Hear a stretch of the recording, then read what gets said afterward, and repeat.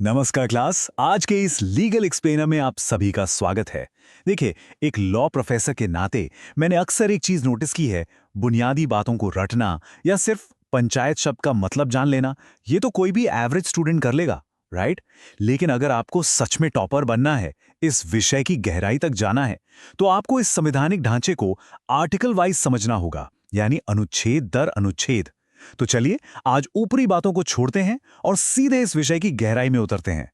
आज हम the anatomy of grassroots power part 9 of the constitution का डीप एनालिसिस करेंगे। मतलब हम संविधान के भाग 9 के अनुच्छेद 243 से लेकर 243 ओ तक को डिकोड करने वाले हैं। अब ये सिर्फ कोई बोरिंग कानूनी टेक्स्ट नहीं है, ये हमारे भारत के उस ढांचे की असली शरीर रचना है जहां से सच्चा लोकतंत्र जन्म लेता है। और ये बात समझना बहुत जरूरी है कि हमारा लोकतंत्र ऊपर से नहीं बल्कि बिल्कुल ग्राउंड लेवल से मजबूत होता है।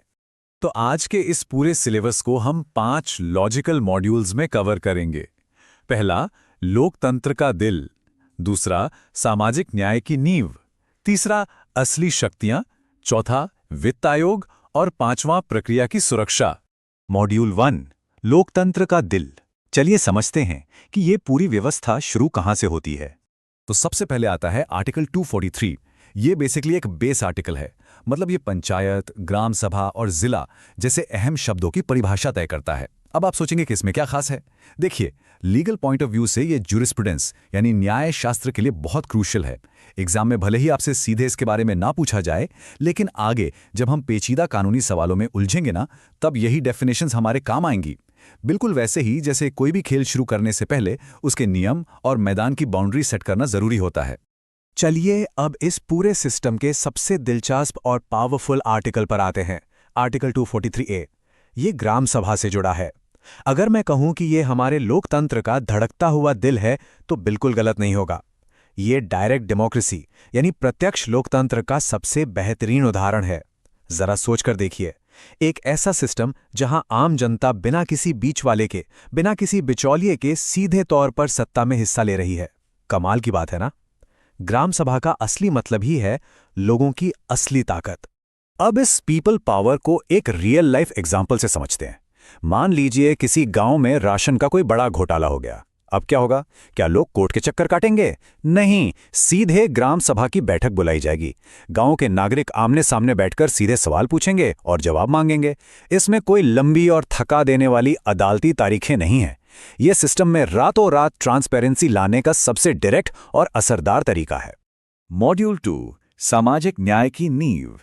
यहां हम समझेंगे कि कैसे संविधान समाज के हर तबके को पावर देता है। 1/3, एक तिहाई, ये नंबर अपने आप में बहुत बड़ी ताकत है। ये आर्टिकल 243D का सीधा मैंडेट है, जो अनुसूचित जाति, अनुसूचित जनजाति और खासकर महिलाओं के लिए कम से कम 1/3 आरक्षण पक्का करता है। और आपको जानकर हैरानी होगी कि प्रैक्टिकली आज कई राज्यों में ये रिजर्वेशन 50% तक पहुंच चुका है। अगर कानूनी नजरिए से देखें तो ग्रासरूट लेवल पर महिला सशक्तिकरण और सोशल जस्टिस लाने का इससे बड़ा हथियार हमारे पास कोई और नहीं है। और ध्यान रखिए, ये सिर्फ कागजों पर लिखे हुए अधिकार नहीं है। इस पॉलिटिकल इंक्लूजन से रियल वर्ल्ड में बहुत प्रोग्रेस होती है। जब आर्टिकल 243D के तहत महिलाओं के हाथ में पावर आती है ना, जब कोई महिला सरपंच बनती है ना, तो उसका सीधा असर ग्राउंड पर दिखता है। गांव के स्कूलों की हालत सुधरती है, साफ सफाई यानी सैनिटेशन के लेवल में गजब का सुधार होता है। ये कानून का वो रूप है जो असल में समाज की तस्वीर बदल देता है। अब आते हैं मॉड्यूल 3 पर, असली शक्तियां यानी इस पूरी ग्रासरूट्स व्यवस्था का इंजन। आर्टिकल 243G और संविधान की 11वीं अनुसूची, ये इस पूरे ग्रासरूट सिस्टम का कोर है। असली पावर यहीं से जनरेट होती है। इस 11वीं अनुसूची में कुल 29 विषय दिए गए हैं, और ये 29 विषय वो जादू हैं जो किताबों में लिखे सूखे कानून को गांव के पक्के इंफ्रास्ट्रक्चर में बदल देते हैं। जैसे कि खेतीबाड़ी के लिए लोकल सिंचाई के प्रोजेक्ट्स बनाना, हेल्थ के लिए गांव में क्लिनिक चलाना, या फिर बच्चों के लिए प्राइमरी स्कूलों का मैनेजमेंट देखना। संविधान के पन्ने यहीं आकर गांव की मिट्टी से जुड़ते हैं। लेकिन यहां एक कैच है, power without function is useless और function without fund is failure. इसे एक बहुत ही सिंपल एनालॉजी से समझते हैं। आर्टिकल 243G में दी गई शक्तियां बिल्कुल एक गाड़ी के इंजन की तरह हैं। अगर इस इंजन को पता ही नहीं है कि उसे जाना कहाँ है, उसका काम क्या है, तो वो बेकार है। और मान लीजिए काम पता भी है, लेकिन उसे पूरा करने के लिए पेट्रोल ही नहीं है, यानी फंड्स नहीं है, तो पूरी की पूरी गाड़ी वहीं खड़ी रह जाएगी और पूरा सिस्टम फेल हो जाएगा। मॉड्यूल 4 द फ्यूल यानी वित्त आयोग। इसी सिस्टम फेलियर से बचने के लिए हमें इस फ्यूल की जरूरत पड़ती है। अब सवाल यह है कि इस गाड़ी में ईंधन यानी पैसा डालेगा कौन? इसका जवाब मिलता है आर्टिकल 243I में। स्टेट फाइनेंस कमीशन यानी राज्य वित्त आयोग, ये हर 5 साल में बनाया जाता है। जैसे सेंटर में फाइनेंस कमीशन होता है ना, बिल्कुल वैसे ही आर्टिकल 243I ये गारंटी देता है कि राज्य स्तर पर एक इंडिपेंडेंट बॉडी ये तय करे कि हर एक पंचायत के हिस्से में कितना पैसा आएगा। इससे फंड्स का बंटवारा बिल्कुल ट्रांसपेरेंट रहता है और गांव के विकास का पहिया कभी रुकने नहीं पाता। अब हम आ गए हैं अपने आखिरी स्ट्रक्चरल मॉड्यूल पर। मॉड्यूल 5 प्रक्रिया की सुरक्षा, यानी इस पूरे डेमोक्रेटिक प्रोसेस को प्रोटेक्ट करना। देखिए, ये जो अकाउंटेबिलिटी या जवाबदेही का लाइफ साइकिल है ना, ये एक चेन है जो कभी टूटनी नहीं चाहिए। इसे ऐसे समझिए, सबसे पहले आर्टिकल 243K के तहत एक इंडिपेंडेंट स्टेट इलेक्शन कमीशन एकदम फेयर इलेक्शन करवाता है। उसके बाद फाइनेंस कमीशन आर्टिकल 243I के तहत फंड्स देता है। फिर ग्राम पंचायत उस फंड को जनता के भले के लिए यूज करती है। और सबसे एंड में करप्शन रोकने के लिए आर्टिकल 243J के तहत इन सारे खर्चों का एक इंडिपेंडेंट ऑडिट होता है। ये पूरा लूप फाइनेंशियली सब कुछ एकदम ट्रांसपेरेंट रखता है। लेकिन इस पूरी लोकतांत्रिक प्रक्रिया को बाहर की दखलंदाजी से कैसे बचाएं? यही एंट्री होती है आर्टिकल 243O की। यह अदालतों को चुनावी प्रक्रिया के बीच में आने से रोकता है। लीगल टर्म्स में इसे बार टू कोर्ट इंटरफेरेंस कहते हैं। खुद सोचिए, अगर चुनाव के बीच में हर छोटी छोटी बात पर कोई कोर्ट स्टे लगा दे, तो क्या कभी चुनाव पूरे हो पाएंगे? कभी नहीं।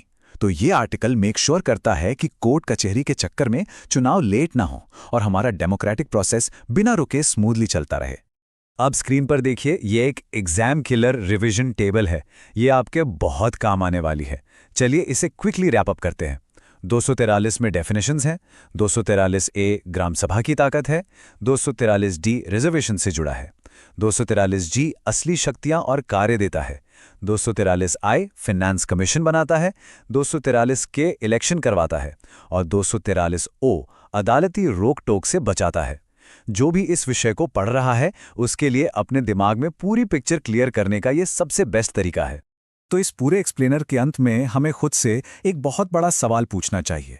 हमने कानून को समझ लिया, सारे आर्टिकल्स डिकोड कर लिए, लेकिन क्या आज ग्राउंड रियलिटी में, असली दुनिया में आर्टिकल 243 का ये जो संवैधानिक वादा था, वो सच में पूरा हो रहा है? हमें अपने आसपास, अपने जिलों और गांव में देखना चाहिए और सोचना चाहिए कि क्या ये सिस्टम सच में लोगों को उतनी ही पावर दे रहा है जितना हमारे संविधान बनाने वालों ने सोचा था। इसी सवाल के साथ हम आज के इस एक्सप्लेनर को यहीं खत्म करते हैं। इतनी गहराई से मेरे साथ इस विषय को समझने के लिए बहुत बहुत धन्यवाद।